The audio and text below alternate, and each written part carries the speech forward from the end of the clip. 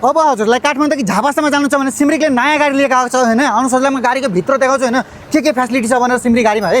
टक्कसँग गाडीमा छिर्ने बित्तिकै तपाईँले 2x2 को सोफा सिटर पाउनुहुन्छ भने तपाईँले जुनसुकै सोफामा पनि मजाले बसेर यात्रा गर्न सक्नुहुन्छ। काठमाडौँदेखि काकाभिटा भने तपाईँले म सोफामा बसेर देखाउँछु होइन। टक्कसँग मजाले टक्कसँग बस्नुहोस् भने बसिसकेपछि के छ भनेपछि सिटलाई बब्बाल पारामा यसरी फोल्डिङ गर्न पाउनुहुन्छ है।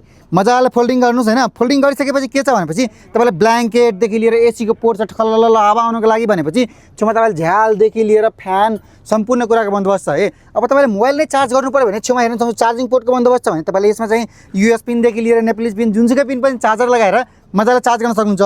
हजुरलाई वाटर बोतल राख्नको लागि यहाँ कप होल्डर पनि दिएको छ जसमा तपाईँले भनौँ न जेसुकै पनि कुरा मजाले राख्न सक्नुहुन्छ भनेपछि दुई-दुईजना गरेर मजाले बस्न सक्नुहुन्छ है। सो लेग स्पेस पनि टक्कसँग यहाँ खुट्टा राख्नुहोस् होइन। मजाले यसरी ढल्केर सुतेर यात्रा गर्न सक्नुहुन्छ भनेपछि अब यो सुत्नको लागि यो गाडीमा स्लिपरको पनि बन्दोबस्त छ है। तपाईँले मजाले भनौँ न 4वटा केबिन छ स्लिपरको भने तपाईँले मजाले यो स्लिपर केबिनमा त सिसा छैन होइन तर मजाले तपाईँले भनौँ न एलइडी टिभीदेखि लिएर होइन सम्पूर्ण कुराको बन्दोबस्त छ भने छेउमा तपाईँले झ्यालको पनि बन्दोबस्त छ। टक्कसँग हेर्नुहोस् है।